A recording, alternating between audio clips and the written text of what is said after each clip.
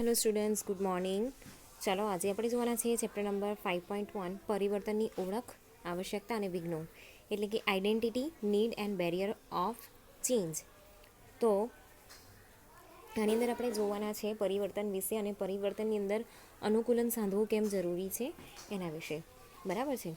તો હવે પરિવર્તનની આવશ્યકતા, પરિવર્તન સામેના વિઘ્નો, પરિવર્તનનું સંચાલન કરવાની વ્યૂહરચનાઓ એ આપણે જોવાના છે. બરાબર.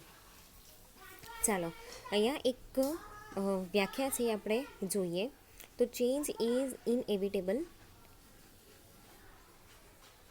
Organisations that don't change suffer from entropy and soon become defunct. Having an internal environment, organization exist in internal environment for effective functioning and equilibrium between both environment should be achieved. Thus, no organization can stand still and tread water for very long. Harvard યુનિવર્સિટીનો એક article છે, બરાબર, organisational change and development. એની અંદરથી આ જે lines છે એ લેવામાં આવેલી છે. એટલે પરિવર્તન છે ને એ કેવું છે કે એ આવે તો છે જ, પણ એની આપણે ડિઝાયર પણ રાખવી જોઈએ. બરાબર છે, એનવીએબલ છે અહીંયા, એટલે કે ઈચ્છવા જોગ છે. તો જે વ્યવસ્થા તંત્ર પરિવર્તન સ્વીકારતા નથી તે ફસાય છે.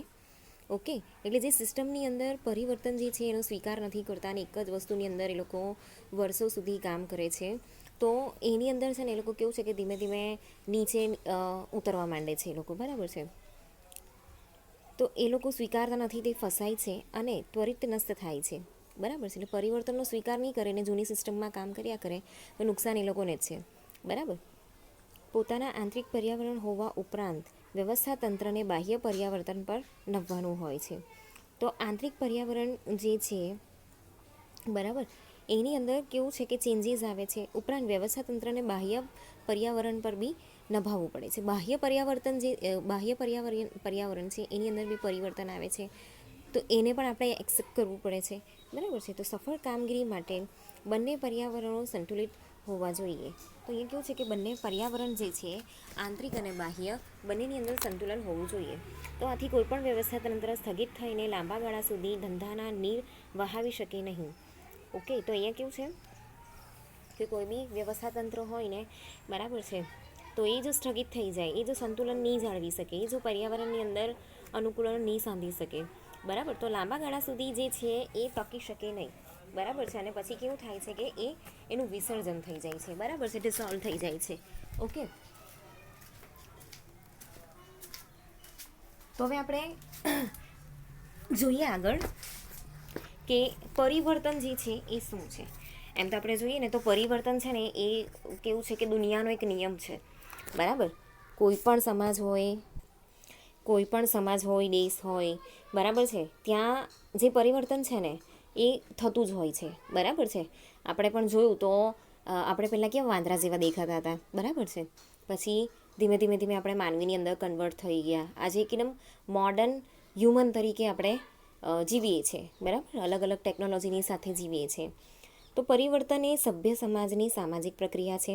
તો દરેક સમાજ એ સંસ્થાઓ અને વ્યક્તિઓનો બનેલો છે.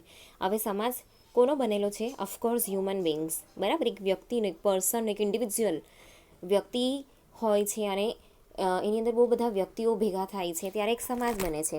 બરાબર. એ સમાજની અંદર અલગ અલગ સંસ્થાઓ પણ હોય છે. બરાબર. તો આમ એક સંસ્થા અને વ્યક્તિ દ્વારા સમાજ બને છે. બરાબર છે. એની અંદર સમાજની સાથે સાથે આપણી પરંપરાઓ હોય છે, આપણા કસ્ટમ્સ હોય છે, આપણું કલ્ચર હોય છે. બરાબર.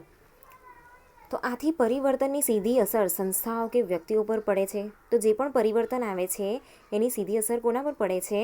કોઈ વ્યક્તિ છે, કોઈ સંસ્થા છે, એના પર પડે છે. તો વળી પરિવર્તન એ અનિવાર્ય ઘટના હોય તે માટે કોઈ પસંદગી કરવાની હોતી નથી. તો અહીંયા કેવું છે કે પરિવર્તનની અંદર આપણને કોઈ ઓપ્શન નથી મળતા. બરાબર. પરિવર્તન જે છે એ કમ્પલસરી છે, કોઈ પણ એક જ વેમાં જતું હોય તો એ આપણે કરવું જ પડે. તો આમ જે પરિવર્તન છે એની અંદર આપણને ઓપ્શન મળતો નહીં હોવાથી જે પણ પરિવર્તન આવે છે, બરાબર છે, એને આપણે અહીંયા સ્વીકારવો જ પડે છે. ઓકે, તો વિકાસની કુદરતી પ્રક્રિયામાં પરિવર્તન લાવવું કે ન લાવવું તે પ્રશ્ન નથી, પરંતુ સફળ રીતે અસ્તિત્વ ટકાવી રાખવા માટે પરિવર્તન પામતા પર્યાવરણ સાથે કઈ રીતે અનુકૂલન સાધવું એ મહત્ત્વનું છે. તો આપણે જ્યારે ડેવલપમેન્ટ કરવું હોય તો ડેવલપમેન્ટની પ્રક્રિયાની અંદર જે પણ કુદરતી પ્રક્રિયા દ્વારા જે પરિવર્તન આવે છે, બરાબર છે, તો એમાં આપણે પરિવર્તન લાવવું કે નહીં લાવવું એ આપણે ડિસાઈડ નથી કરવાનું, આપણે પરિવર્તન લાવવાનું છે. પણ એ પરિવર્તન આવ્યા પછી આપણે સફળ રીતે જો અહીંયા અસ્તિત્વ ટકાવી રાખતા હોઈએ, બરાબર છે, તો એ વધારે મહત્ત્વનું છે. પરિવર્તન પામતા પર્યાવરણ સાથે કઈ રીતે અનુકૂલન સાધવું એ અહીંયા મહત્ત્વનું છે. તો અહીંયા જ્યારે પરિવર્તન થાય છે ત્યારે તેની સમાજ પર અને અંતે સંસ્થાઓ અને વ્યક્તિઓ પર અસરો થતી હોય છે. તો જ્યારે પરિવર્તન થતું હોય છે, બરાબર છે, ત્યારે આખો એક સમાજ છે, એક આખો માનવ સમાજ છે, કોઈ સંસ્થા છે, કોઈ વ્યક્તિ છે, એની પર એની અસર થતી જ હોય તે, બરાબર. તો આવી જે અસરો છે એની સાથે આપણે અનુકૂલન જે છે એ સાધવું પડે છે, બરાબર. હવે આ જે પરિવર્તન થાય છે એની અનુકૂળ અને પ્રતિકૂળ બંને સ્વરૂપની અસર અહીંયા જોવા મળે છે આપણને, બરાબર છે.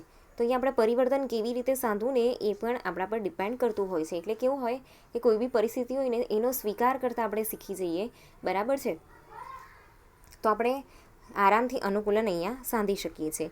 પરંતુ પરિવર્તન સાથે અનુકૂલન સાધવાના બુદ્ધિગમ્ય અભિગમમાં પરિવર્તનથી અનુકૂળ તથા લાભદાયી અસરો થાય તે પ્રકારના સભાન પ્રયત્નો કરવામાં આવે છે. તો જે પરિવર્તન છે એની સાથે અનુકૂલન સાધવાના જે બુદ્ધિગમ્ય અભિગમ છે, રેશનલ, બરાબર છે, એ જે અભિગમ છે એનાથી પરિવર્તનથી અનુકૂળ અને લાભદાયી અસરો આપણને જોવા મળે છે અને એ પ્રકારના આપણે પ્રયત્નો બી કરવા પડે છે. તો આ પ્રયત્નોને પરિવર્તન કરવામાં આવે અને અનુકૂળ આવા પ્રયત્નોને પરિવર્તન કરવામાં આવે છે. આવા પ્રયત્નોને પરિવર્તન સાથે તાલમેલ સાધવાના આયોજિત અને વ્યૂહાત્મક પ્રયત્નો કહેવામાં આવે છે. તો જે પણ પ્રયત્નો છે જેના દ્વારા આપણે પરિવર્તન લાવીએ છીએ કે પરિવર્તનની સાથે આપણે અનુકૂલન સાધવાનો પ્રયત્ન કરીએ છીએ, બરાબર છે, એને આપણે કેવું છે કે આયોજિત કરી શકીએ છીએ. એની અંદર સ્ટ્રેટેજિક આપણે વ્યૂહરચના જે છે, વ્યૂહાત્મક જે છે, આપણે એને બનાવી શકીએ છીએ, બરાબર છે. તો આપણે જોઈએ આગળ કે પરિવર્તન સંચાલનમાં સામાન્ય રીતે કઈ કઈ બાબતો જે છે એની ચર્ચા કરવામાં આવી છે. તો પરિવર્તન સાથી થાય છે. પરિવર્તન જે છે એને ચેન્જ કરવાવાળા પરિબળો કયા કયા છે, શાના લીધે ચેન્જ આવ્યો, બરાબર. એટલે પરિવર્તન શાનાથી થાય છે, ઓકે. તો પરિવર્તન શાનાથી થાય? ટેકનોલોજીથી થાય, બરાબર. સમય ચેન્જ થાય તો એની સાથે થાય, બરાબર. મેં તમને પહેલાં જ કીધું કે આપણે પહેલાં કેવા માણસો હતા કે લાઈક વાનર હતા, વાનરમાંથી ધીમે ધીમે માનવ બન્યા અને આજે આપણે કહેવાઈએ છીએ મોડર્ન હ્યુમન્સ, બરાબર છે. તો જે પરિવર્તન છે એ પરિવર્તન શાનાથી થયું? સમયની સાથે સાથે જે ચેન્જીસ આવ્યા, એન્વાયરમેન્ટલ ચેન્જીસ આવ્યા, ટેકનિકલ ચેન્જીસ આવ્યા, બરાબર છે. તો એ પરિવર્તન શાનાથી આવ્યું એ આપણે ડિસાઇડ કરવાનું છે. પરિવર્તન થવાના કારણે હયાત પરિસ્થિતિમાં કયા પ્રકારની કટોકટી પેદા થાય છે?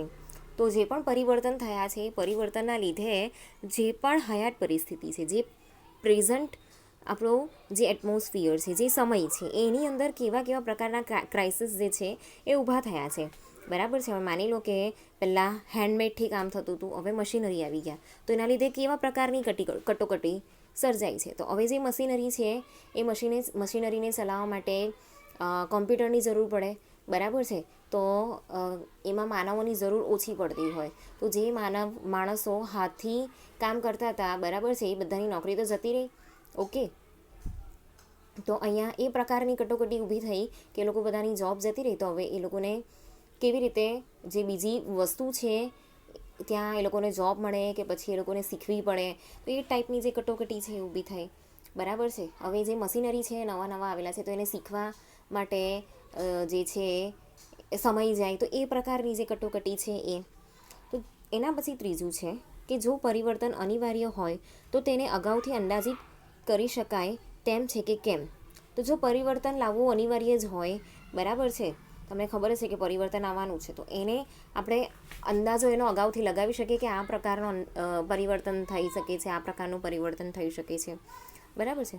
તથા તેને અનુરૂપ બૌદ્ધિક આયોજન થઈ શકે તેમ છે કે કેમ?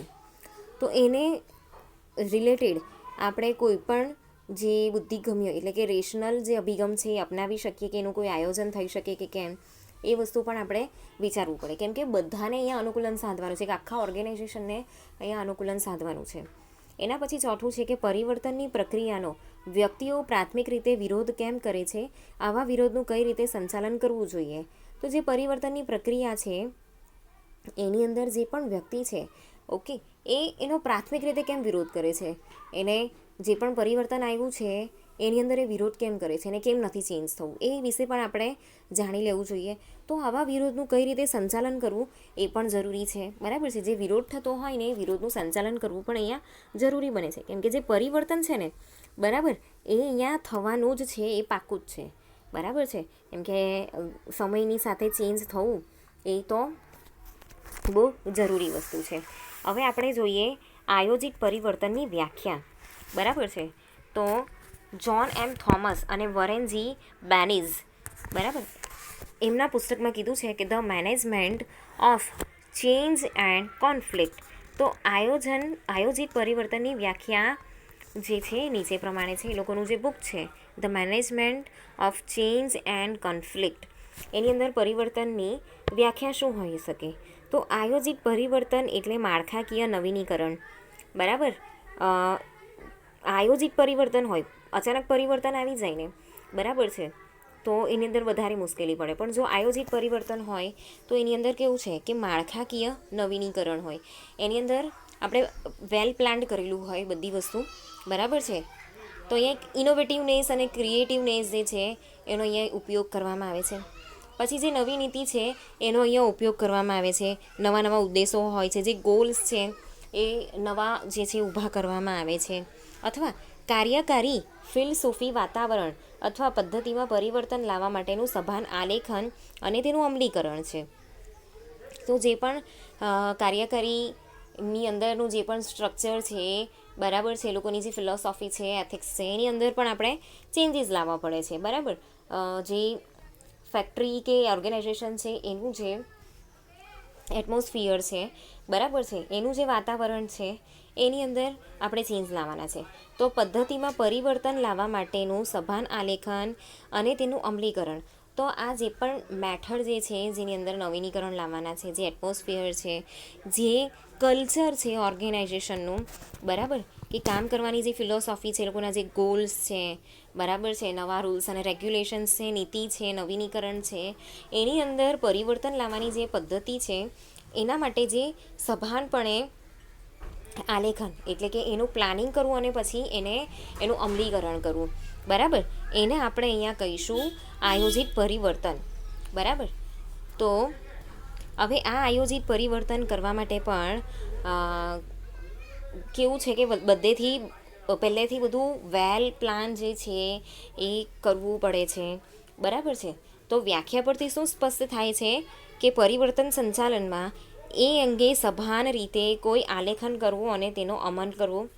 તો સભાન રીતે, ડેલિબરેટલી આપણને ખબર છે કે આ વસ્તુ થવાની છે, તો એવી રીતે સભાન રીતે કોઈ વસ્તુનું આપણે આલેખન કરવાનું છે, એટલે કે એનું પ્લાનિંગ કરવાનું છે અને પછી એનો અમલ કરવાનો છે. બરાબર છે. એના પછી છે કે આ પ્રકારના પરિવર્તનો માળખાકીય નીતિ અથવા ઉદ્દેશ્ય વિષયક, ફિલસૂફી, વાતાવરણ, પદ્ધતિલક્ષી હોય છે. તો આ પ્રકારના જે પરિવર્તનો છે કેવા છે, માળખાકીય છે.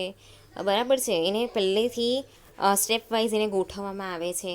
નીતિ કે પછી ઉદ્દેશ્ય વિષયક, એના જે પણ સિસ્ટમમાં કામ કરવાનું છે, એના જે ગોલ્સ છે, બરાબર છે, એને રિલેટેડ કોઈ વસ્તુ હોઈ શકે.